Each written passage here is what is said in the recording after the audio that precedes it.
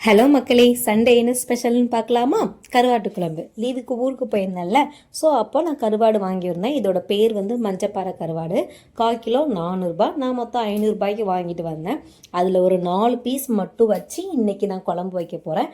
என்னோட ஸ்டைலில் கருவாட்டு குழம்பு எப்படி வைக்கிறதுன்னு சொல்கிறேன். ஒரு சில ஸ்டிப்ஸும் சொல்கிறேன், ஃபாலோ பண்ணிக்கோங்க பிடிச்சிருந்தா. கருவாட்டு குழம்புக்கு எது ரொம்ப இம்பார்ட்டன்ட் பார்த்தீங்கன்னா கருவாடும் மிளகு ஜீரகம் இதை ரெண்டையும் நல்லெண்ணெயில் வறுத்து தேங்காவோட சேர்த்து அரைச்சிக்கலாம். நான் தேங்காய் கூட வெந்தயம், இந்த மிளகு சீரகம், கொஞ்சமாக சின்ன வெங்காயம் செய்திருக்கேன். இதை நல்லா சேர்த்து அரைச்சிக்கலாம். இப்போ அரைச்சாச்சு. எப்போதும் போல ஒரு கடாயில் நல்லெண்ணெய் ஊற்றி கடுகு வெந்தயம் இதெல்லாம் போட்டு நல்லா பொரிஞ்சதும் இதனாலே சின்ன வெங்காயம் சேர்த்தா டேஸ்ட் நல்லாயிருக்கும். அதே மாதிரி நான் கருவாட்டு குழம்புக்கு சின்ன வெங்காயமும் 2 தக்காளியும் கட் பண்ணி வச்சுருக்கேன். இதை நல்லா நான் வதக்கிக்கிறேன். இது கூடவே கருவாடை நான் கழுவி வச்சுருக்கேன், அதையும் சேர்த்து வதக்குறேன்.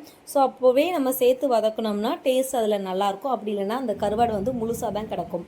எங்கள் ஏரியாலலாம் எப்படி சொல்லுவாங்கன்னா, கருவாடு வந்து முழுசாக இருந்துச்சுன்னா குழம்புல டேஸ்ட் நல்லா இருக்காது. அது நல்ல குழம்போடு கரைஞ்சா மட்டும்தான் அந்த கருவாடுக்கான டேஸ்ட்டு சூப்பராக இருக்கும். அதனால தான் நான் இந்த கருவாடு வாங்கிட்டு வந்திருந்தேன்.